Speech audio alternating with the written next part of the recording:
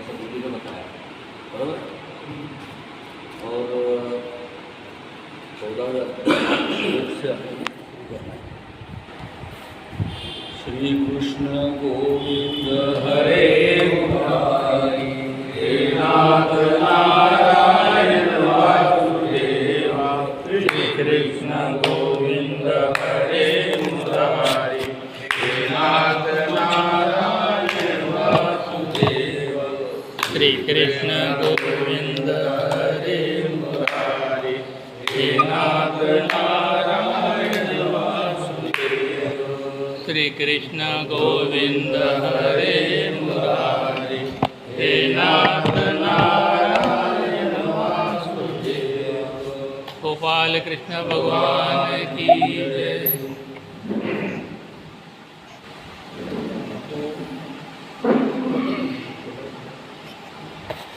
अभी ज्ञानेश्वरी के छठवें अध्याय के 13वें श्लोक तक हम लोगों ने, और वैसे श्लोक के ऊपर मैं बहुत ज़्यादा नहीं बोलूँगा, मैं पढ़ूँगा, क्योंकि ये सारा विषय जो आप अक्सर करते हो यहाँ पे, उसी का विस्तार ज्ञानेश्वर माउली ने किया हुआ है।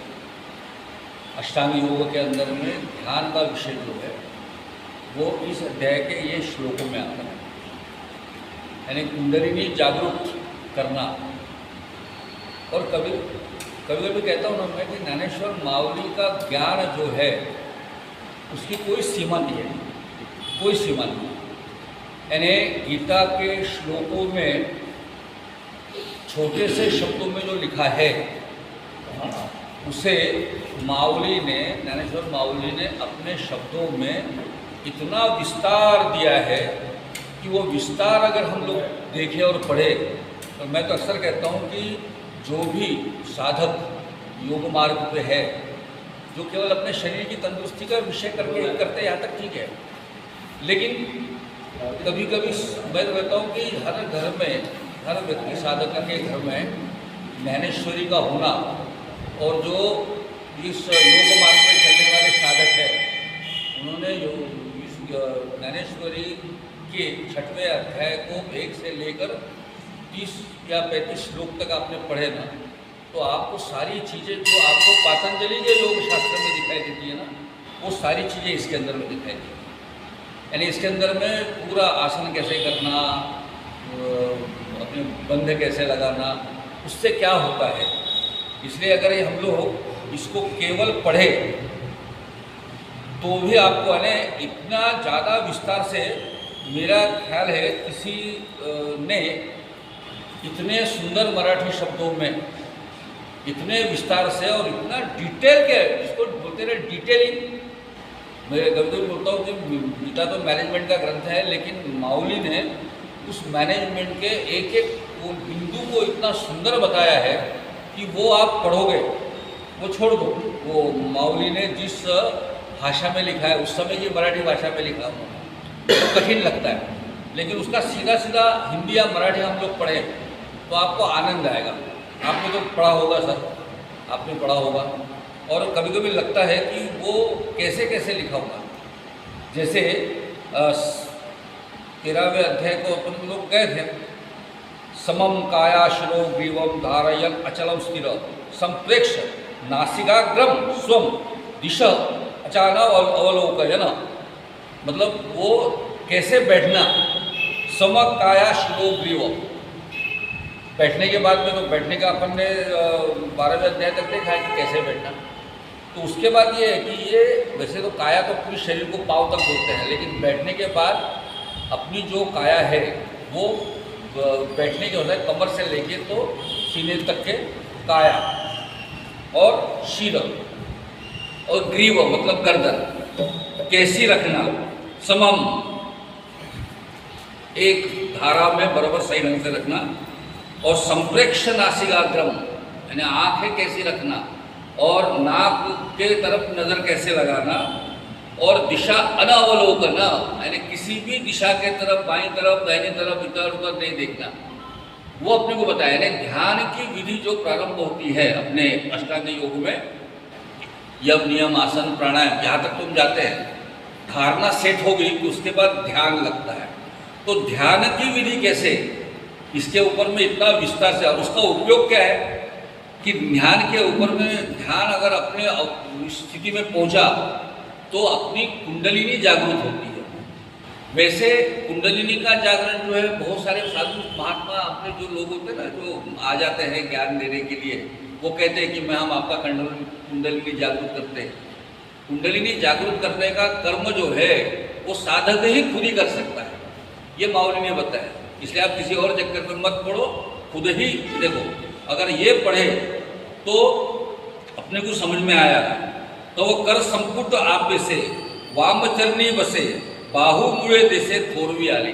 अब मैं इसको नहीं पढ़ूंगा अभी, मैं अभी सीधे सीधे उसका मराठी का जो है वो आपको हिंदी में बताता हूँ। तो क्योंकि ये पढ़ते जाएंगे, क्योंकि ये इस छोटे से श्लोक के ऊपर में तकरीबन 100-200 ओवियों के अंदर में बताया। अब पढ़ते पढ़ते आपको आना, मुझे समझ में आएगा इतनी क्या चीज़ पढ़े। लेकिन बड़ा द्रोणाकार अपनी हस्तांजलि को बाएं पाँव के ऊपर में, जैसे वो पद्मासन में बैठेंगे ना हम लोग, तो पद्मासन में बैठने के ये द्रोणा ऐसे हाथ यूँ करके ऐसा रखने का, यहाँ तक बताया। और दोनों कंधे जो है वो ऊपर चढ़े हुए होने चाहिए। रीढ़ की हड्डी जो है वो सीधा ऊपर होनी चाहिए। और आंखों की पलकें जो है वो थोड़ी सी ऊपर की पलकें जो है नीचे के ऊपर, और नीचे की पलकें थोड़ी ऊपर, यानी अर्धोन्मीलित जिसको कहते हैं हम लोग, वैसी रखना। पूरी अगर रख दोगे तो आप 2 मिनट के अंदर में सो जाओगे। तो सोना तो है नहीं, तो नहीं सोने से अगर भागना होगा तो अपनी आंखों को उतनी ही रखना।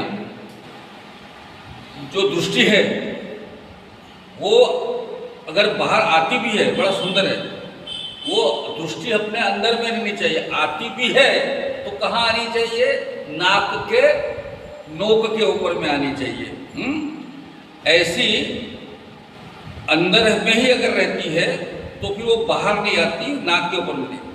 अब दोनों अभी 10 दिशाओं की तरफ देखने की कोई आवश्यकता नहीं है, या रूप और विषय इसकी इच्छा खत्म हो जाती, क्योंकि हम किसी को देख ही नहीं रहे, इधर ना देख रहे, ऊपर नहीं देख रहे, सड़क पे नहीं देख रहे, चलने वो नहीं देख रहे, वो है। फिर गले को ऐसा आकुंचित करके अपनी हनवटी को इसके अंदर में दबाना, इसको वो, और वैसे छाती के ऊपर में ऐसे फिट करने का। उसका जो कंठमणि है वो ऐसा हो जाता है कि जिसको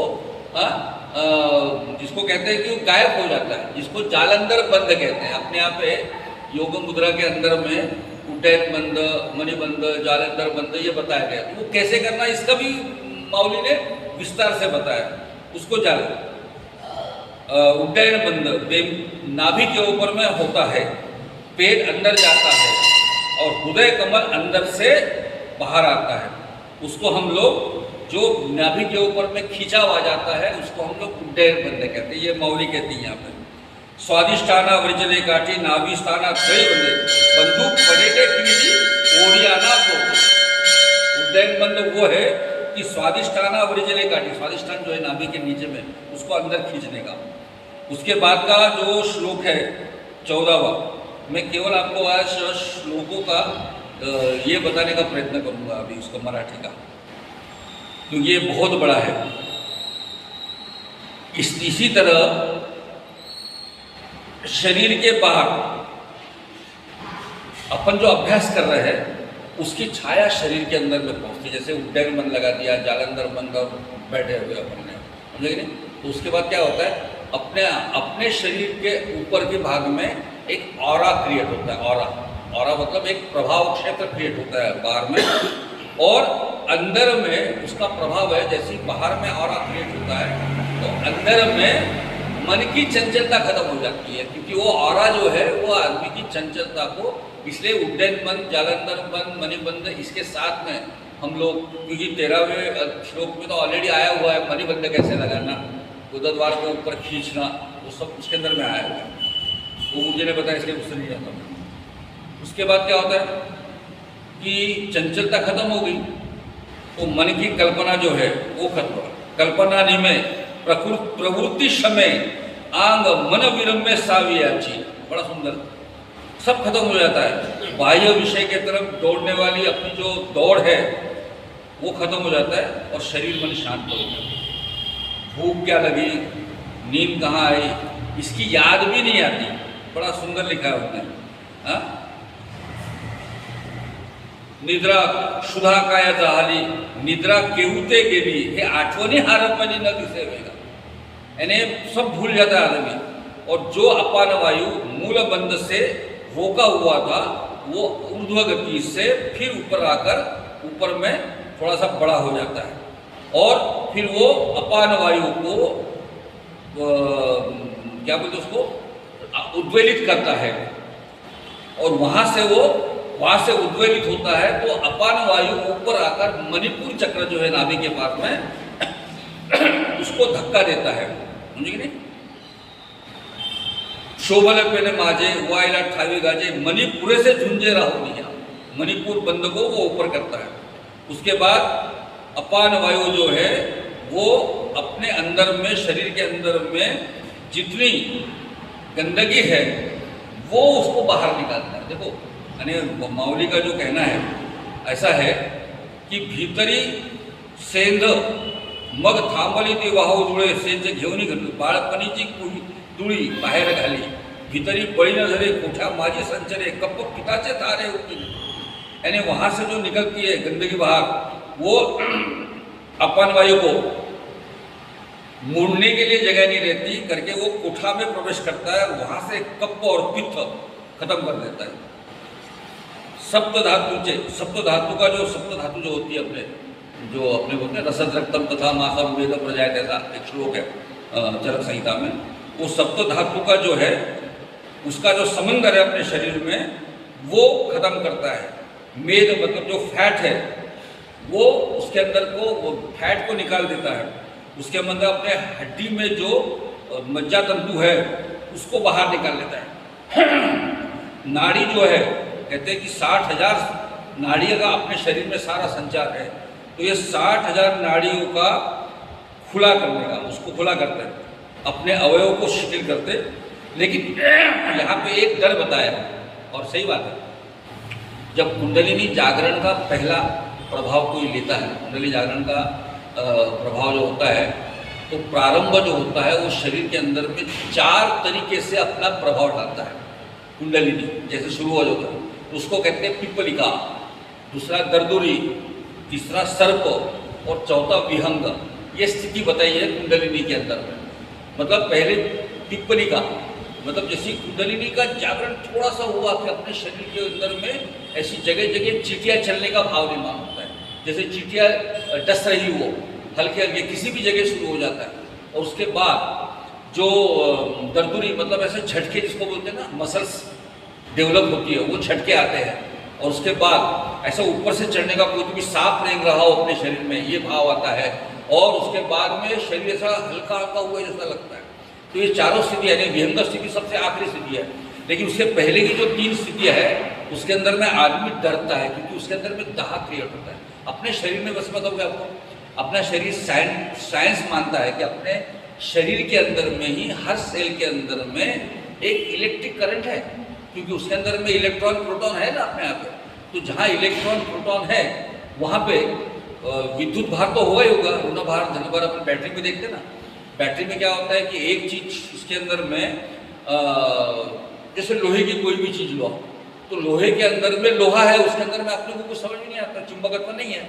लेकिन जैसे उसके अंदर में साधना की जाए, साधना मतलब उसको घुमाया जाए, तो उसका ऋण भार और धन भार अलग अलग जगह सेट हो गया कि इट बिकम्स बैटरी बन जाती है। और बैटरी बनी है तो उसके अंदर में ऊर्जा क्रिएट होती है। तो अपने शरीर के हर एक कण में अपना शरीर करोड़ों सेल्स का बना हुआ है। तो सोचो हर सेल में वो ऊर्जा का स्वरूप है। तो ऊर्जा का स्वरूप जैसे भी हिलना शुरू हो जाएगा तो वो तो अपने शरीर में तो दाह तो क्रिएट करेगा। इसलिए भगवान मौली कहते हैं कि नाड़ी ते सोडवी, गात्रा ते बिघडवी, साधक आते भेडसावी, परी बिहावे ना। डरो मत, बिहावे ना, डरो मत, क्योंकि ये वहाँ से प्रारंभ होता है तुम्हारा इसमें, और डरना नहीं। उसके बाद शरीर में जो पृथ्वी के और पानी के अंश है, अपने शरीर तो पृथ्वी का स्वरूप है, पानी है, वो एक एक हो जाते हैं। तो वो एरी कड़े धनुर्धरा आसनाचा उभारा शक्ती करा उजगरा कुंडली नीचे, यहाँ के नागाचे पिल्ले कुंकुम जहाले वळण घेऊन आले सेजे जैसे, तैसी ते कुंडलिनी मोटकी होट अळणी अधोमुख सर्पिनी निजली जैसे। अधोमुख सर्पिनी जो है वो सोई हुई कुंडलिनी की वो बताते हैं। विद्युल लट्टेची विड़ी वन्नी जाड़ाची पड़ी, मतलब बिजली के जैसे आयता, वन्नी मतलब अग्नि जैसे, पंधरेयाची चोखड़ी घोटी व जैसी, तैसी सुबुद्धि आटली फूटी होती दाटली ते वज्रासनेची मुरली सावध हो। मतलब वो कहते हैं कि इससे जो रुका हुआ जो अपान वायु है वो कुंडलिनी शक्ति को जागरूक करता है। और जैसे केशर से नहाए हुए, बड़ा सुंदर उदाहरण दिया, केशर से नहाए हुए नाग का पिल्लू जो है, बच्चा है, जैसे सोया हुआ है वैसा, और 3.5 एड़ा जिसको बोलते हैं ना, 3.5, ऐसी कुंडली जो है वो नीचे मुंह करके सोई हुई है। वैसे वो जैसी नागिन है, बिल्कुल बिजली के जैसी और अग्नि के ज्वाला की जैसी, वो चकचकी ऐसा उन्होंने लिया हुआ एड़ा। ऐसे संकुचित हुआ जो अपन वायु है उसको वज्रासन, हम जो बैठते हैं ना, अपनी एड़ी को अपने पीछे जैसे मणिबंध लगाते हैं, मूलबंध लगाते हैं, तो वहाँ पे जहाँ पे अपन गुरुद्वार के नीचे लगाते हैं वो वज्रासन की भूमिका है। तो वैसे वज्रासन जो है वहाँ पे उसको ऐसी दबाने के कारण वो जागरूक हो जाती है। और जैसे नक्षत्र टूट गए हो और सूर्य अपना आसन छोड़ के बाहर आ गया, वैसे प्रकाश रूप बीज का जैसे अंकुर निकला हुआ, वैसे वो कुंडलिनी ऐसे अपनी अटखेलियाँ लेती हुई अपना मुंह ऊपर करती है और नाभि स्थान की तरफ आगे बढ़ती है। और वैसे भी वो बहुत सालों से मुझे बड़ा सुंदर लिखा उन्होंने,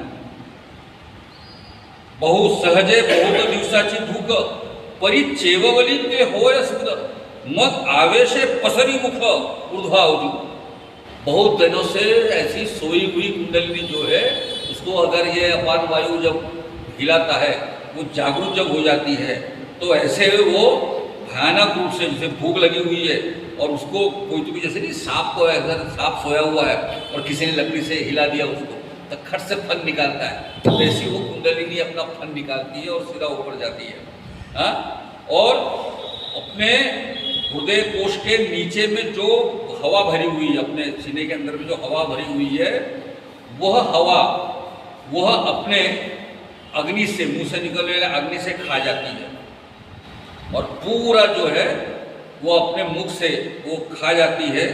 और उसके बाद मुखीच्या ज्वाळी तळी बरी कळी मासाची वळवाळी आरोगी लागे, वो खाना शुरू कर देती है। तो पहले तो जो वायु है वो खा लेती है, उसके बाद अपने शरीर का जो मांस है वो भी खाती है।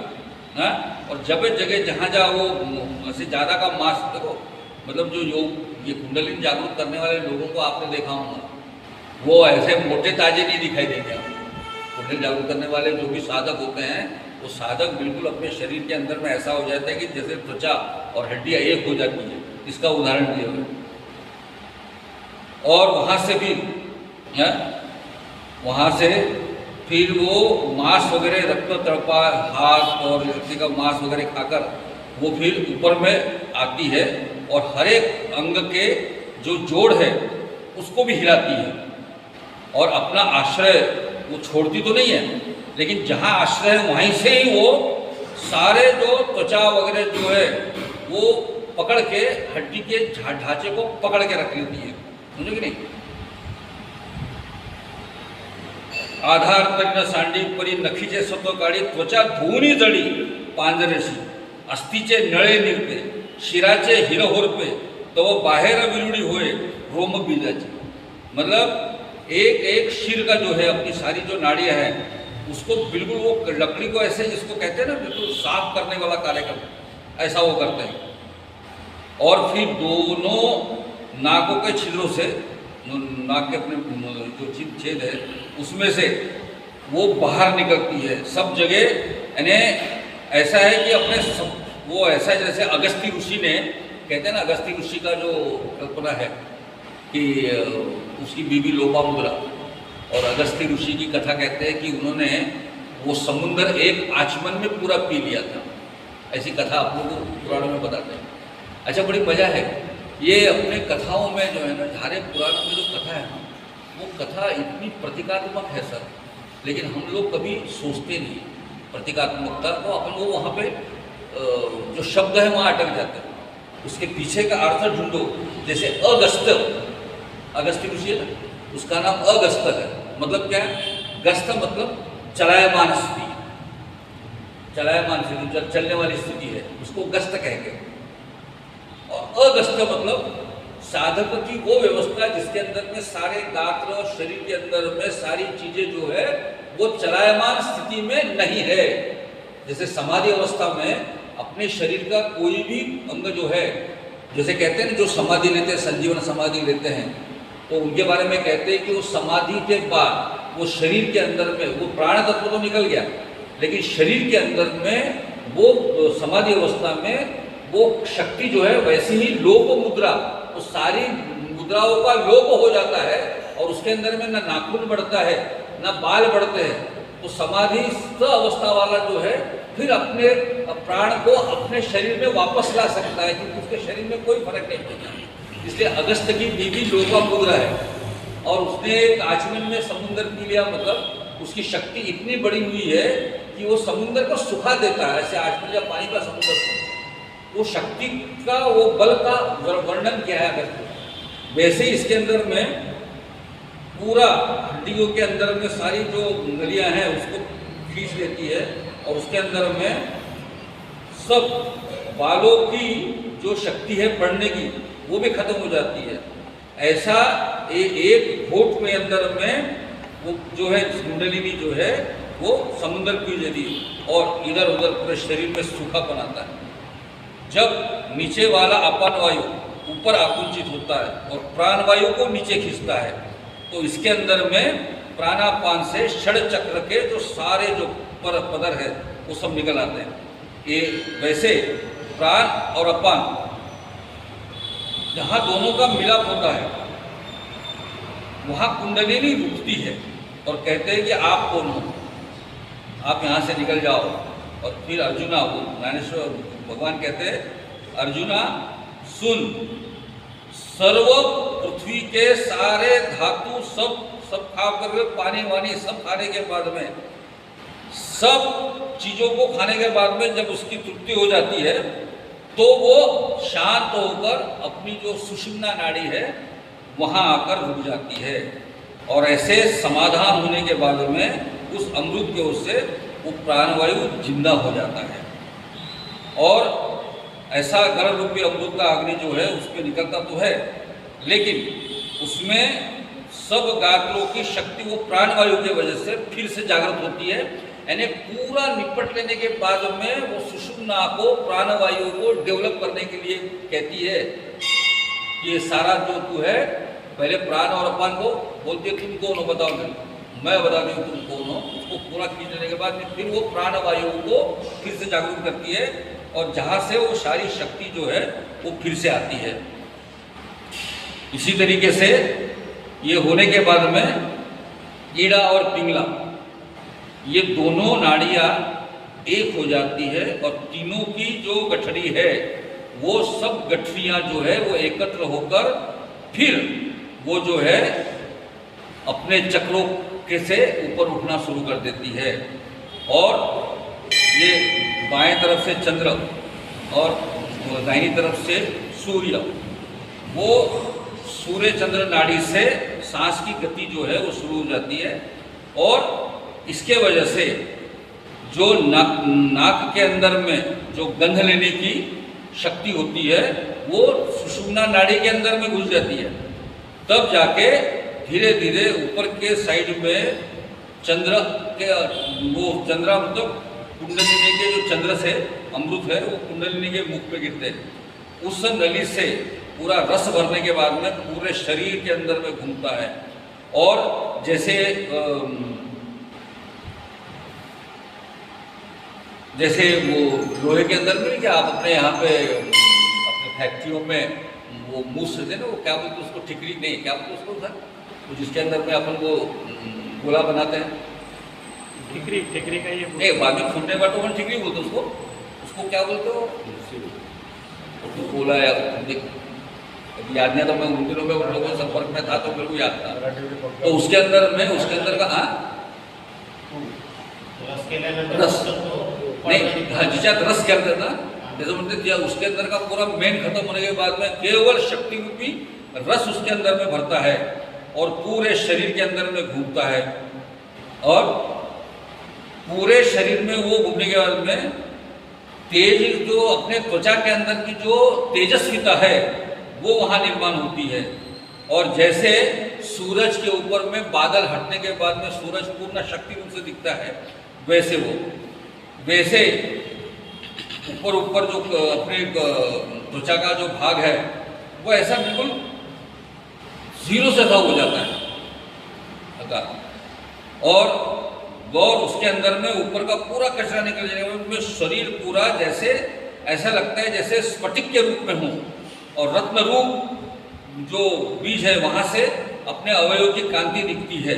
समझे कि नहीं? अरे बड़ा सुंदर उत्तर दिया है उन्होंने। मग काश्मीराचे स्वयंभू का रत्न बीजा निघाले कोंब, अवयव कांतीची भांपत ऐसी दिसे, ना करी संध्या रागीचे रंग, वाढुनी वाळी दंग, मग की अंतर ज्योतीचे लिंग, कुंकुमाचे भरी सिद्ध रसाचे होती उमट भारत। यानी एक एक शब्द उनका ऐसा है कि ऐसा लगता है कि क्या डिटेलिंग किया उन्होंने। और उसके बाद जैसे शाम के समय आकाश के अंदर में अलग अलग रंग से अलग अलग मूर्तियाँ बनती है, ऐसे आत्मा का शुद्ध लिंग जो है ऐसे केसर से सुगंधी ऐसा भरा हुआ, ऐसे लगता है कि मुझे ऐसा लगता है, ऐसा भगवान कहते हैं, ऐसा माऊली कहते हैं, भगवान को ऐसा कहते हुए बताते कि मूर्तिमंत शरीर, और ऐसा उस योगी का शरीर जो है आनंद रूप से बनकर ब्रह्म सुख की प्रत्यक्ष मूर्ति और संतोष रूपी वृक्ष का जैसा एक बीज रोप है ऐसा दिखा जाए।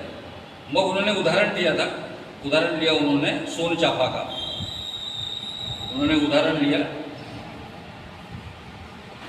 तो कनका चंपकाचा कळा की अमृताचा पुतळा, नाना सासिल रंबळा कोळीगचा, मुकाचे शारदियाचे बोले, चंद्र बिंबे पालेले के तेजची मूर्त बसले आसनावरी। ऐसा लगता है कि जैसे चंद्र की शीतलता और सूर्य का तेज लेकर वो आदमी वहाँ बैठा हुआ है, और कुंडलिनी जब चंद्रामृत पीती है उस समय शरीर ऐसे हो जाता है कि उस शरीर जो इस तरीके से बन जाता है उसको देखकर यम भी डर जाता है। जे वेळी कुंडलिनी चंद्र पिए मग देहाकृति बिहे, उसको डरता है कौन? कुताल तुगा, यम भी डर जाता है उसको देखकर, ऐसा ये हो जाता है। फिर जो उसका परिणाम क्या होता है कि बुढ़ापा जो है वो पीछे हो जाता है, तारुण्य का भी नाश हो जाता है, और जो बाल्यावस्था आती है, भगवान का स्वरूप बोलते हैं ना, वो बाल्यावस्था में।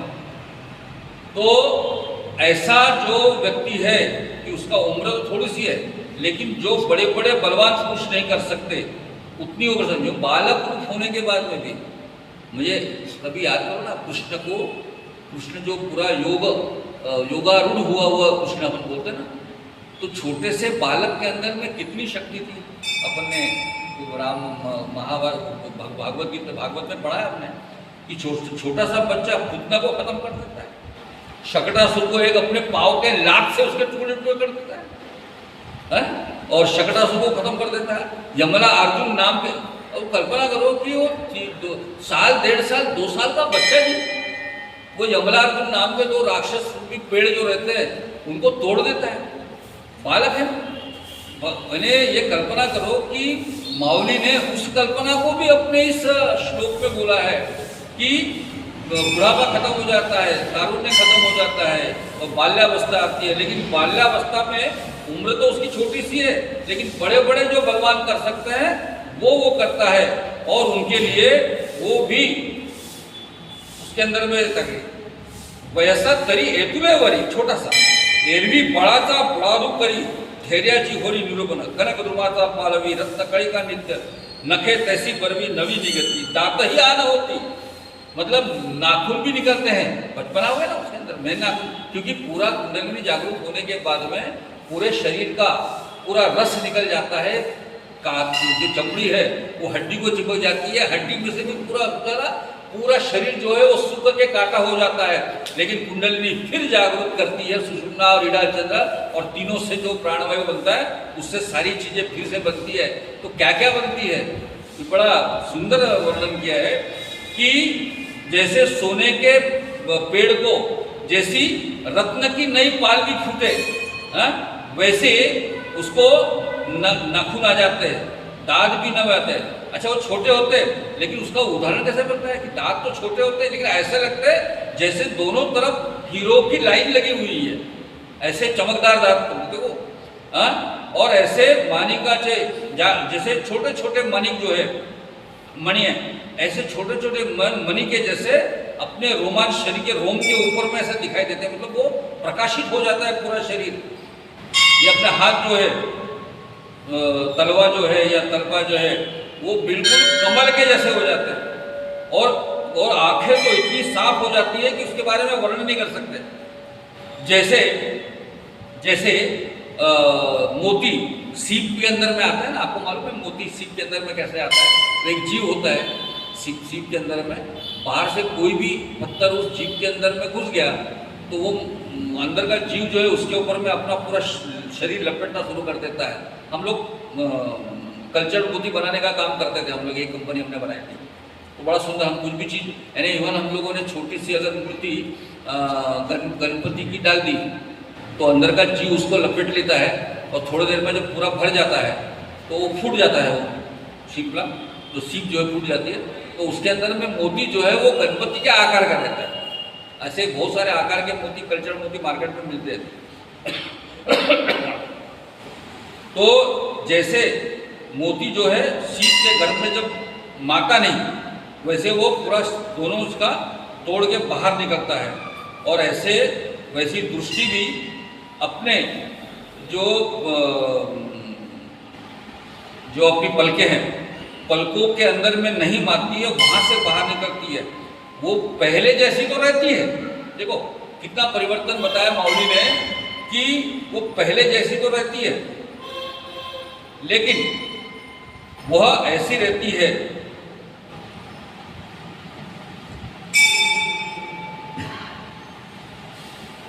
तैसी पातीचिया न करते निडराजेनी कोंदाटे मोतिया नावर्ती मग शिवनी जैसे ते शक्ती पल्लवाची आकृती तैसे पातचिये कवळी न समाय तिथी झाकोळी नहीं रहे आधेली पर्याय गगना कळीती, मतलब आंखें तो वही रहती है, लेकिन वो जो दृष्टि है वह ऐसी रहती है कि वह आकाश को भी पूरा व्याप्त कर ले, इतनी बड़ी वो दृष्टि हो जाती है।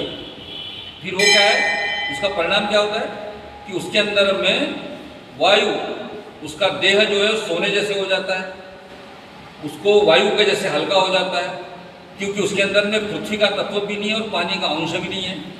फिर वो क्या करता है, उसकी आंखें इतनी बड़ी हो जाती है कि समुद्र के उस पार देख सकता है, स्वर्ग में जो विचार है वो सुन सकता है, और एक चींटी के मन में जो भाव है वो भी सुन सकता है। वो हल्का होकर वायु के घोड़े पे सवार होकर बढ़ सकता है, पानी के ऊपर चला तो भी पानी से उसका पद नहीं भीगता। ऐसी अनेक सिद्धि जो है, जो अपने अष्ट सिद्धि जो कहते हैं ना, अनिमा लघिमा गरिमा प्राकाम्य प्रसिद्धा वचिता ईशितो, ये सारी जो अष्ट सिद्धियाँ उसको प्राप्त हो जाती है। और ऐसी सिद्धि प्राप्त होने के बाद में धीरे धीरे प्राणवायु का हाथ पकड़कर सुषुम्ना हृदय में आती है, और फिर जो कुंडली दुनिया की माँ है वो जो है ऐसी जो है वो अपने शरीर को आकार देती है, आधार देती है, और ऐसी निराकार परमात्मा का चिन्ह बताने वाली जो है वो परब्रह्म शिव की जन्मभूमि है। आणि मग आणि क्या होता है कि कुंडलिनी फिर हृदय में आती है, फिर वो अनाहत नाद से बोलती है अपने शरीर में। अनाहत नाद हृदय का जो है ना, अपने को आपको पता नहीं, अपने शरीर में जैसे पूरे ब्रह्मांड ये घूम रहा है, घूमने का एक आवाज़ है जिसको हम प्रणव कहते हैं, ओंकार कहते हैं। यानी ओंकार तो हम ओम जब कहते हैं ना, ओम प्राणायाम प्रकरण में ओम कहते हैं, तो ये ओम का अर्थ ऐसा है कि पूरा जो ब्रह्मांड है, हजारों गैलेक्सी है, हजारों सूर्य मालिका हैं, ये सारी जब घूम रही है तो किसी भी घूमने का एक आवाज़ रहता है। अब अपन उसके अंदर में रहते हैं, उसके साथ ही घूम रहे हैं करके हमको अलग से पता नहीं चलेगा, लेकिन जैसे अपना शरीर स्थिर हो जाता है वो प्रणव का स्वर अपने को सुनाई देता है। आप देखिए, हम लोग भी जब साधना करते हैं, व्यायाम आसन प्राणायाम करते हैं और शांति से बैठकर ध्यान करते हैं, ओंकार का जाप करते हैं, तो वो ओंकार का जाप जो है ना, ये ओंकार का जाप इस ब्रह्मांड में फैले हुए ओंकार के जाप के साथ में मिलाने का कार्य करता है, जोड़ते हैं उसके साथ। और जब जुड़ता है, लेकिन उसके लिए हमारा ओंकार भी हमारे शरीर से निकलता है, तो उस ताकत से निकलेगा ना, तब जाके उसके साथ मिलेगा। लेकिन हम लोग साधक है, अपन छोटे लोग हैं, तो अपन अपनी शक्ति इतनी नहीं है कि हम वो, और कहते हैं कि जो साधक सिद्ध होते हैं ना, वो अपने ओंकार के स्वर से जब उस ओंकार के स्वर को मिला देते हैं तो सूर्य को भी अपने जगह से हिला सकते हैं, इतनी ताकत अपने ओंकार में होती है। और अगर हम लोग थोड़ा सा भी प्रयत्न करें, आप लोग करते हैं योगासन वगैरह करते हैं, तो आप देखो कि आप ध्यान करो, ध्यान, तो ध्यान जब हो जाता है तो आपको अपने अंदर में एक आवाज़ सुनाई देगा पक्के में। जैसे रात के अंधेरे में जो कीटक नहीं आवाज़ करते, किर किर किर किर किर, वो आवाज़ आप सुनो, आप सुन सकते हो। यानी पहले तो जब मैंने सुना था आवाज़ तो मैं हड़बड़ा गया था, मुझे क्या लगा ये पंखा चल रहा है, उसका आवाज़ आ रहा है। तो मैंने पंखा बंद करके ध्यान किया, तो पंखा कर गया, तो फिर आवाज़ आने लगा, तो मुझे लगा ये बाहर का आवाज़ होगा, तो सब दरवाजे बंद कर दिया, फिर ध्यान में बैठा, फिर वो आवाज़ फिर। और आपको बताता हूँ, दिन भर ऐसा जो है ना, जो साधक होते हैं ना, आप लोगों को मेरे से ज़्यादा अनुभव है, आप तो नाद सुनो, आपको वो नाद जो है दिन भर आपके साथ रहता है, कहीं नहीं जाता जी। बस आप उसको सुनते नहीं हो, बस यही है, उसके तरफ ध्यान दे तो अंदर में आवाज़ रहता है। तो ऐसा जो अनाहत नाद जो है, वो उस अनाहत के शब्द से फिर कुंडलिनी बोलती है, और फिर कुंडलिनी से के साथ जो बुद्धि का ज्ञान है वो शब्द, फिर वो अपनी जो वाणी है, अपन जो बोलते हैं ना, वाणी के भी 4 प्रकार अपने उपनिषद में बताया है। वैखरी जो हम बोलते हैं वो वैखरी, उसके बाद जो समाधिस्थ है उसको परा बोलते हैं, परा। उसके बाद जो है वो पश्यंती भी बोलते हैं, जो आखिरी का। तो ऐसी अपने शब्दों को जो समाधि अवस्था में जो स्वर सुनाई देता है वो पश्यंती, तो इस तरह से वो भी अपने को सुनाई देता। और इसकी कल्पना मत करो। अर्जुन से वो कहते हैं कि मेरे को मैं भूल जाऊंगा, ये जो जब तक इस वायु का नाश होता नहीं, समाप्त नहीं होता, तब तक हृदय काक्ष में शब्द रहता है, वह अनाहत नाद का रहता है। और यह अनाहत रूप नाद जो है, इससे पूरा आकाश जो है वो हिलने लगता है, और फिर ब्रह्म के स्थान का दरवाजा खुलता है। अर्जुन सुन, कमल के गर्भ के आकार में जो आकाश है, अपने अंदर में जो आकाश है वो दूसरा कुछ नहीं है, वो महाकाश ही है। मतलब अपने शरीर में, अपने आध्यात्मिक शास्त्र में चिदाकाश, महाकाश, ऐसे 2-3 शब्द है।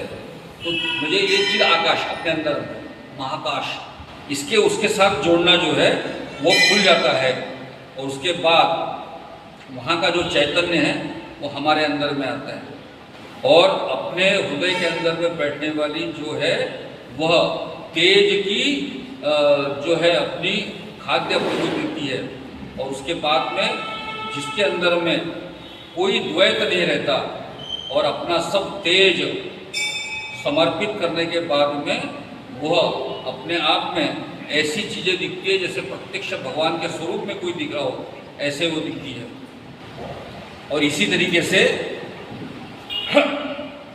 ये जो कल्पना है वो इतना बड़ा, मतलब इतने बड़े, अभी जो मैं बता रहा हूँ उसके हिसाब से देखा जाए तो ये सारी चीज़ें अपने शरीर के अंदर में से हृदय कमल से निकलकर फिर ब्रह्मरंध्र में जाती है, और वहाँ जाने के बाद में वो शक्ति इतनी ज़्यादा बढ़ती है कि वो पूरा आकाश, जी, फिर वो प्रकाश का हो या आकाश का हो, शक्ति का रूप शक्ति में ही चले जाता है। मग ते हृदय भूमी मोकळे जिरालिका एके, तैसे शक्तीचे रूप बावळे शक्ती माझी, जेव्हा शक्तीचे म्हणजे एरवी तो प्राणू केवळ झाले, आता नाद बिंदू नेलीजे कला ज्योती, मनाचा हनमारू का, पवनाचा धरू का, ध्यानाचा आदर नाही। यानी ये सारी चीज़ें ऐसा है कि वो शक्ति इतनी है कि उसके सामने नाद बिंदु ज्योति कुछ नहीं रहता। मन का निग्रह करना और प्राणवायु का निरोध करना, ध्यान जो है ये करना भी इच्छा नहीं होती। इस स्थिति में आ जाता है कि हम लोग इस अवस्था में पहुंचते हैं, समाधि अवस्था में, कि मैं समाधि कर रहा हूँ, ऐसा फीलिंग होना भी बंद हो जाता है।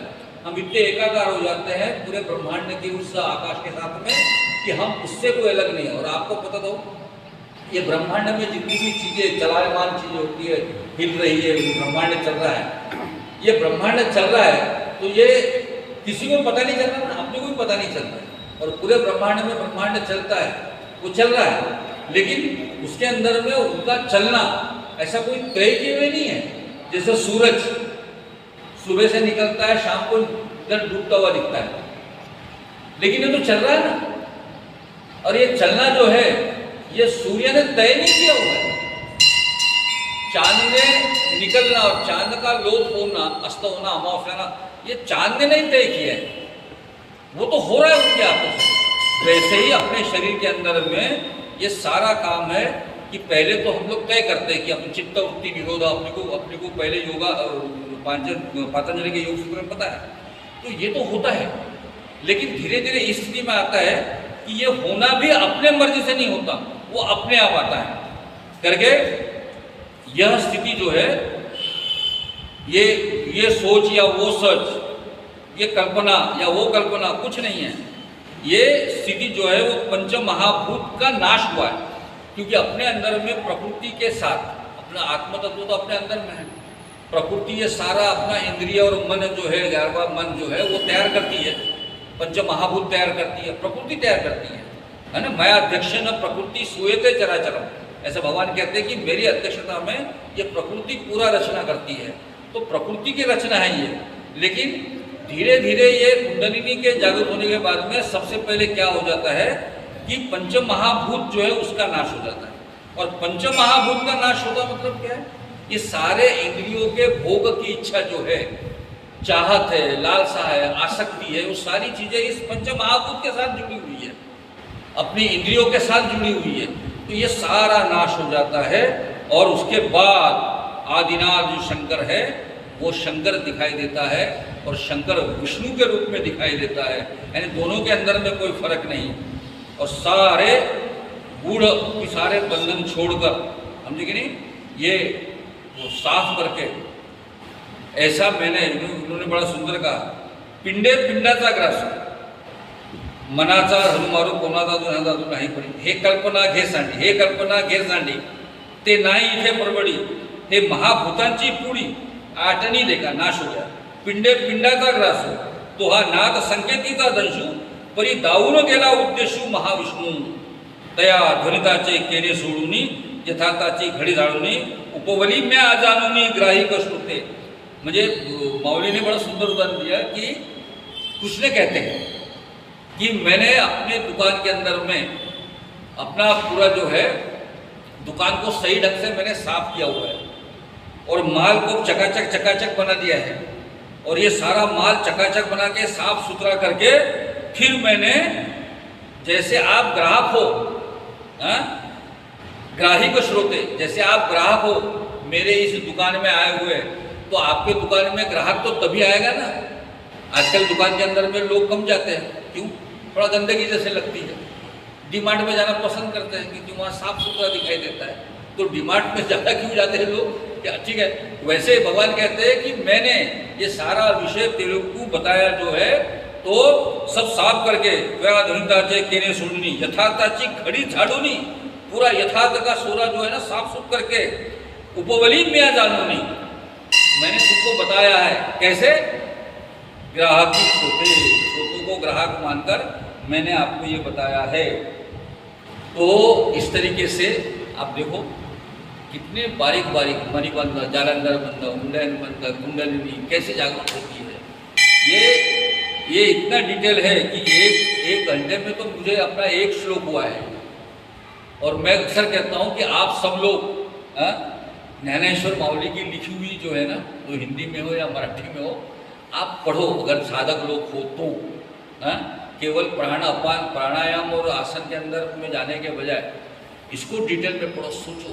वैसे अपने शरीर के अंदर में बड़ी सुंदर चीज़ है।